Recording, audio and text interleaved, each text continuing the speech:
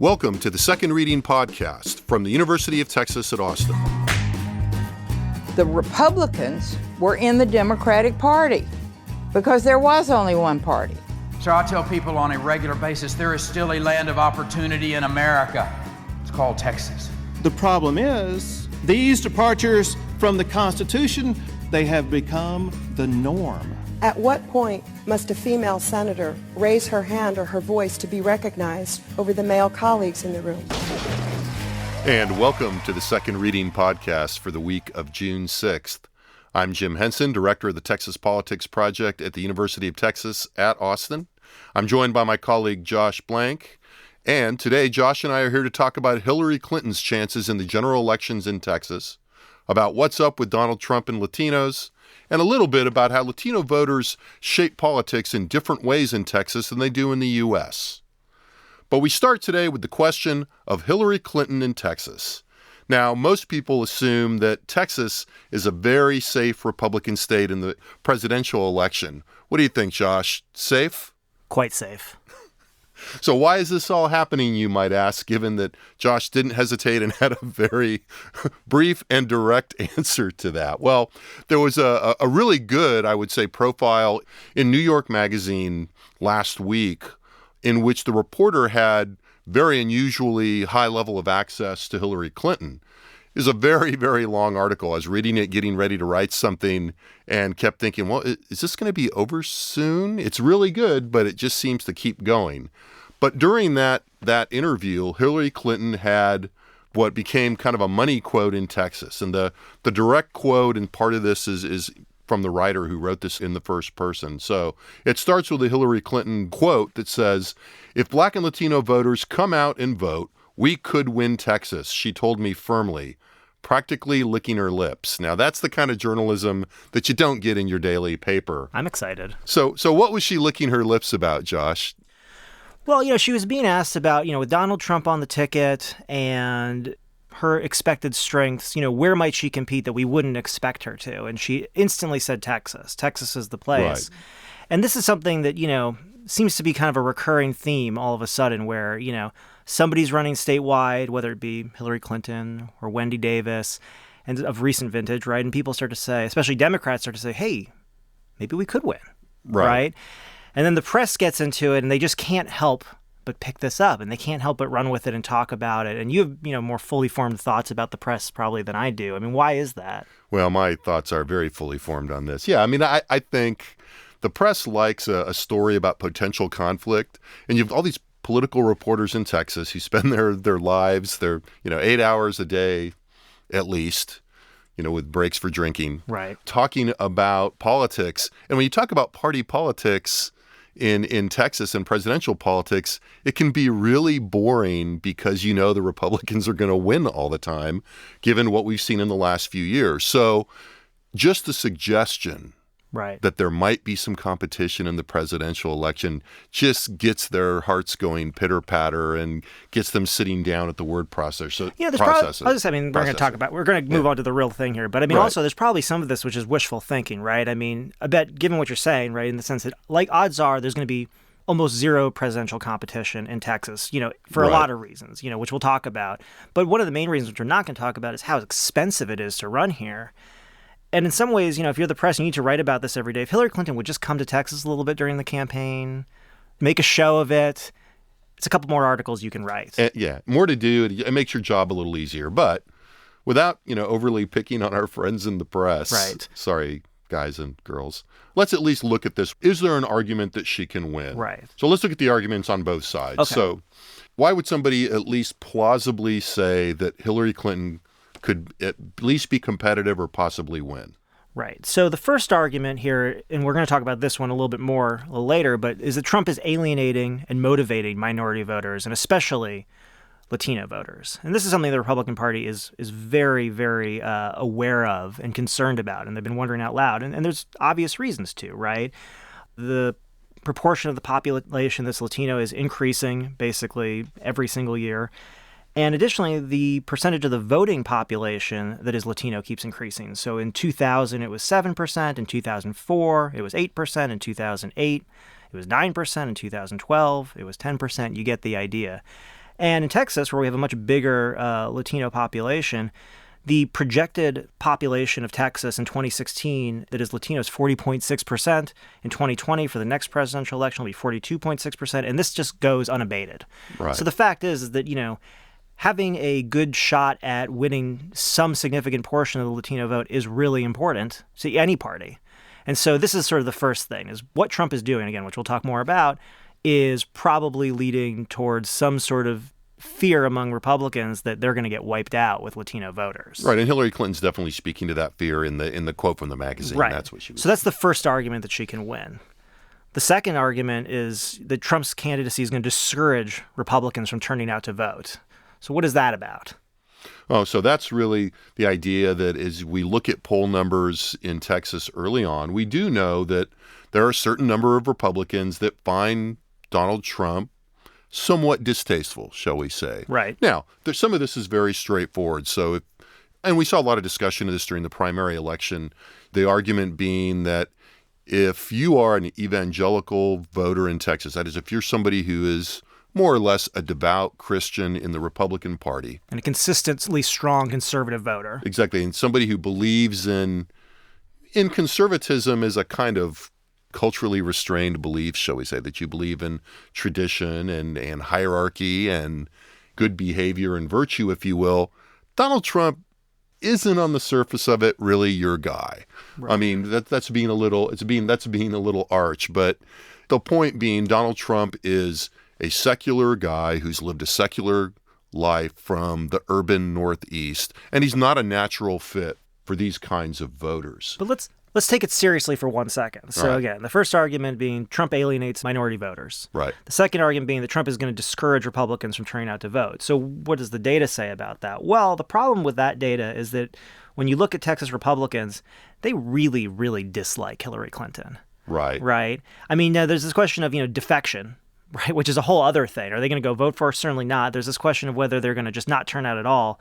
But the fact is Hillary as a potential president, even in the face of a Donald Trump presidency, is probably enough to keep Republicans in the fold here in Texas.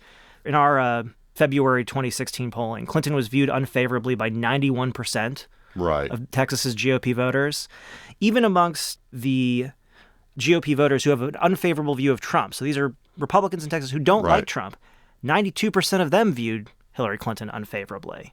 So we begin to see some of the weaknesses in this argument. So before we automatically just get honest about what we think about this, one more factor that is an argument that she can win goes to this idea that we've written about that we call kind of the myth of Bill and Hillary in Texas. So part of this is the idea that Bill and Hillary Clinton have deep roots in Texas, and this really hinges on two little historical factors. One of the great Democratic romances is that as young people getting involved in politics, they campaigned for George McGovern in 1972 in Texas, and McGovern was probably one of the most liberal candidates ever to run for the presidency, and he got trumped. Then the other piece of that is the Clintons campaigned actively, even though they didn't do especially well in Texas in 92 and 96, and had a relationship with a lot of the Democratic elite and the leadership in particular. They've maintained a connection over that time. Exactly, in particular Ann Richards in Texas. So there is the special Texas connection there. Now, as we've written, if you look at this numerically, it doesn't hold up especially well. In summary, Hillary Clinton's approval numbers and her view among Texas Democrats is not that much different than the views of Democrats towards Obama and Wendy Davis. Obama being obviously the president who's not very popular overall in Texas and has not won an election here. And Wendy Davis, who is the gubernatorial candidate, again, very popular among Democrats, was the nominee for governor in 2014 and then got trumped. So if we look at that numerically in our polling, at comparable points, Hillary Clinton's favorability among Texas Democrats was 67% favorable. Only 75% of Texas Democrats held a favorable view of Obama. 69% of Texas Democrats held a favorable view of Wendy Davis as she was getting set to run. So, in summary, she's about as popular as people that have lost. Right, but if you read the stuff that people are writing about, if you come across this sort of Bill and Hillary's deep Texas ties, you have this sense that every Texas Democrat is just lining up around the block to like give her money and vote for her and be in her presence, and it's just she looks like every other Democrat running to Texas. And to be fair to her, she did really outperform all the polls on Super Tuesday versus Bernie Sanders. We and many other people had her much closer than she turned out to be in the primary election in March of this year. And all apologies to the people that are feeling the burnout there, she really did kind of kick Bernie Sanders' butt in Texas pretty thoroughly. Right. Okay, so let's then, and it's hard not to bleed into this ahead of time. Let's talk about the argument against her prospects in Texas. So the most obvious one is that the Democratic track record, as we have implied here in Texas, is very poor. There's been no Democratic statewide winner since 1994. The Democrats have not won Texas in the general election since 1968. And in 1968, when they won, Hubert Humphrey barely beat Richard Nixon with less than 50%, and there was a third-party candidate, George Wallace, who pulled 19%, and Humphrey had been Lyndon Johnson's vice president, Lyndon Johnson being, obviously, a Texan. Pretty Texan. So if you look at the trend line here, we're not seeing a lot of prospects. Unprecedented, maybe? Yeah, it would be a pretty unprecedented flip. In terms of minority voters, Latino turnout, as you were saying, has been low here, and the Democrats, despite talking about it for virtually every election cycle since I've been in Texas, have been unable to really crank up Hispanic turnout. Let's put some meat on those bones, right? So, as I said, in the projections for Texas, we're expecting that Latinos make up about 40% of the statewide population this year. If we look back to the exit polls, there weren't exit polls in Texas in 2012. Why? Because Texas was expected to be so uncompetitive that they didn't deem it worthwhile. They wouldn't even pay for exit polls. They wouldn't even pay for the exit polls. But if we look at the 2014 Texas exit polls, it seemed that Latinos made up about 17% of the electorate, so less than half of their representation of the population. In 2008, with Barack Obama on the ticket, they made up about 20%. But the point is they're voting at extremely low rates. And this sort of, as Jim was mentioning, this sort of talk of, what is going to motivate Hispanics to turn out in large numbers? Look, maybe it is Donald Trump. There's some limits on that, but the fact is he may increase turnout, and he may increase turnout significantly among Hispanics, but is it enough to make it up? Odds are no, and there's kind of two reasons, right? One is, the nature of Latinos as a group in Texas, which is that they're not uniformly Democratic voters.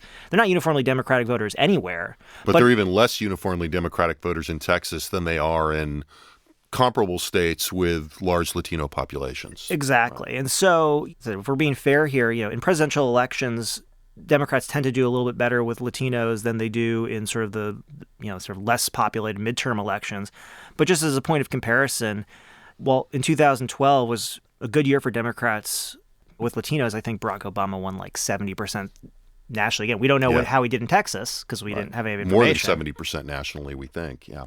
But in 2014, Abbott actually took 44% of Texas Latinos in that race, give or take, right? So that's one reason. It's not as though a big increase in Latino turnout all of a sudden means that all those votes are going to Democrats. In fact, it doesn't guarantee it at all. But also, the vote share that needs to be made up here is about 1.25 million votes. That's the gap between Mitt Romney and Barack Obama in Texas. So how do you even begin to close that huge of a gap?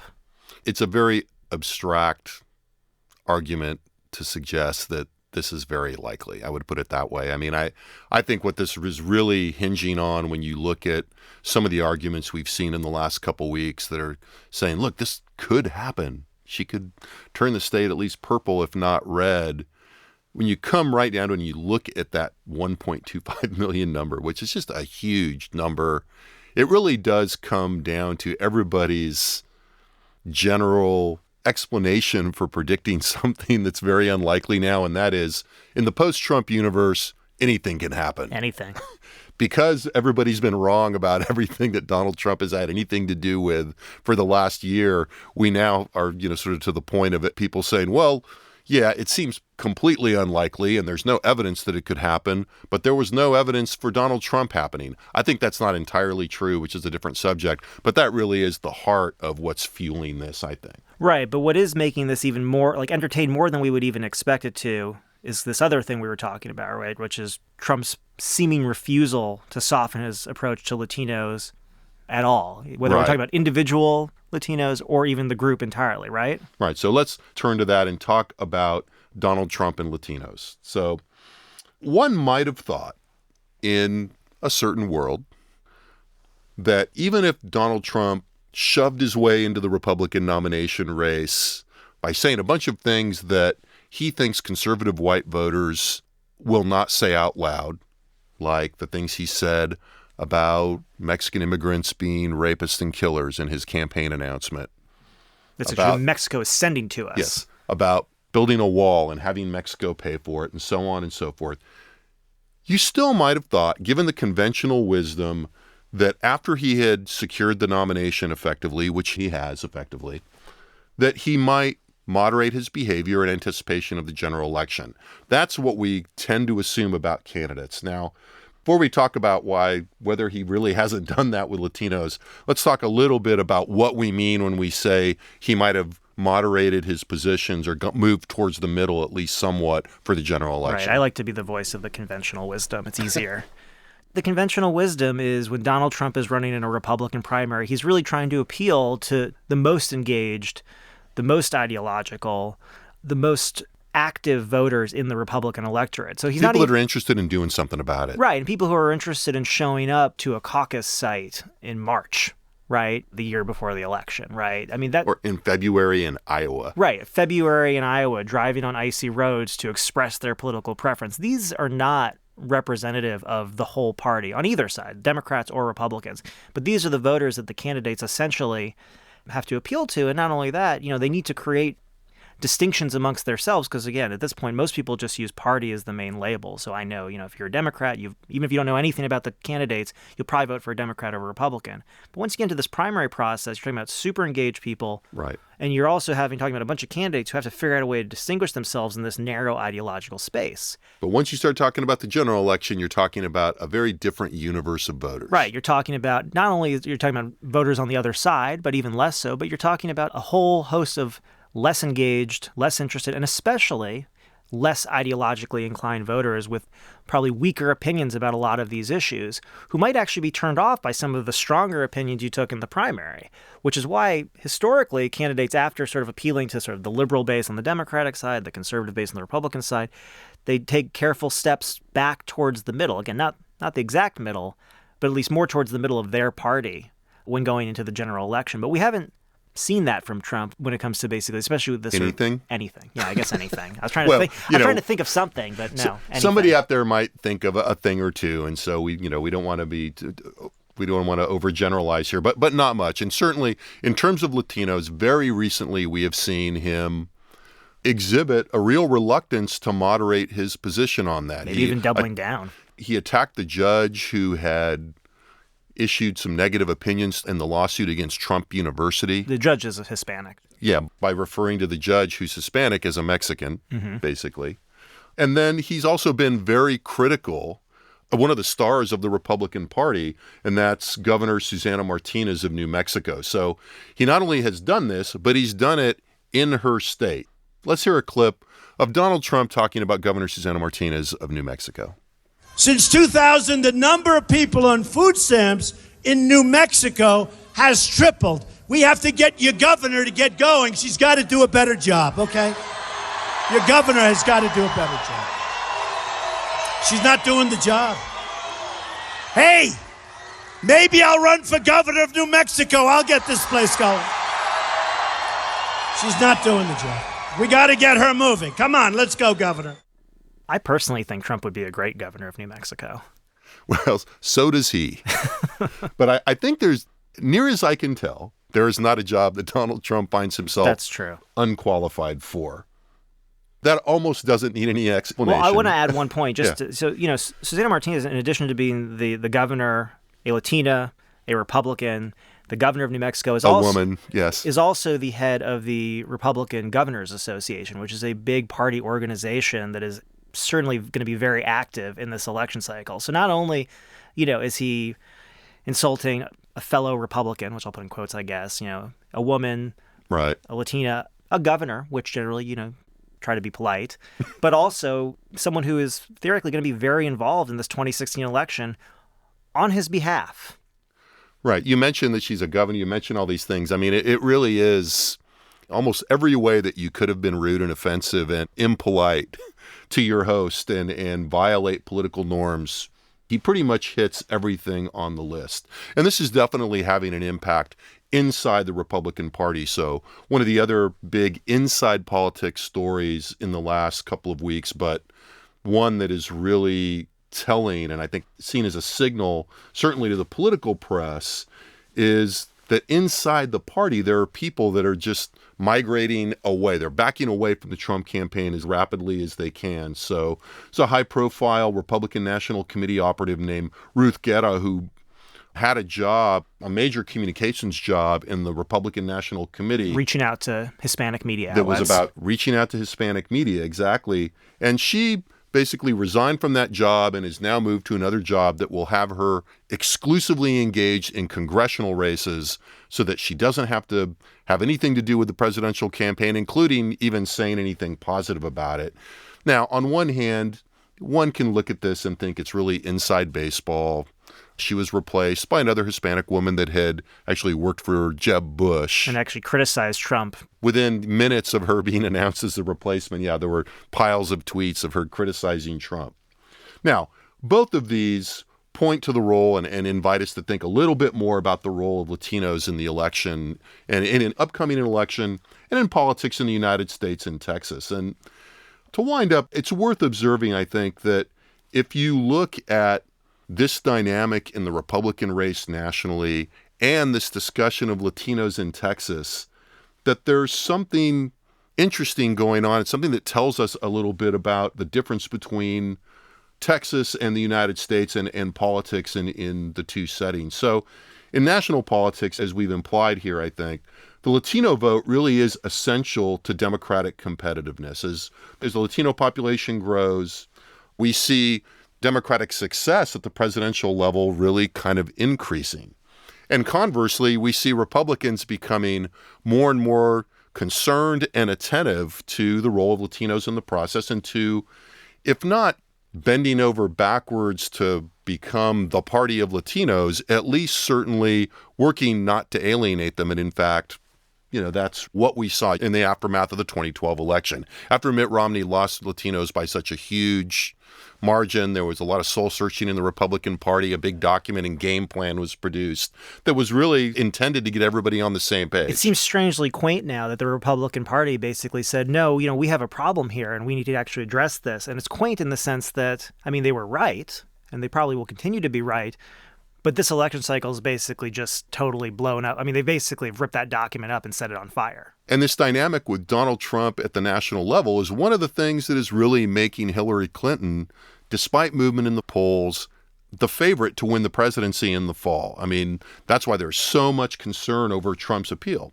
But if we look back at Texas, as we just discussed, the idea that somehow Latinos could carry Hillary Clinton over the line in Texas really does seem like a very, very, very unlikely outcome. Right. I think what people forget is, even though this state is increasingly diverse and is a majority-minority state, if you look at the turnout patterns, which, again, it's unlikely to see, even if there's a big infusion, it's not going to be big enough. The fact is there's a lot of Republicans here. That's what I always say. People forget there's a lot of Republicans, there's a lot of white Republicans, there's a lot of conservative Republicans. And if you just sort of start out with the baseline party identification of who's going to show up in the, an election, the fact is the Democrats have about 10 points to make up. Right. Usually. And Latinos in Texas have just enough of a different profile, and it's not night and day, but is a significant matter of degree in terms of having lower turnout and identifying with the Democratic Party at a somewhat lower rate, particularly in midterm elections, but including overall, than Latinos in the rest of the country too, and particularly in the big Latino states. And so the upshot is that even though Latinos are important and they're in Texas, they're the fastest growing group in the state, and there is tons and tons of talk about their role in the political system, it doesn't have the critical mass inside Texas because of these factors, the predominance of Republicans, turnout rates, relative Democratic identification, relative party identification that they do nationally. And so we have this interesting contrast where you have the same dynamic manifesting itself in very different ways in Texas than it does at the national level. And so at that point, I think we're going to manifest ourselves out. Thanks for listening, and we'll talk to you next week.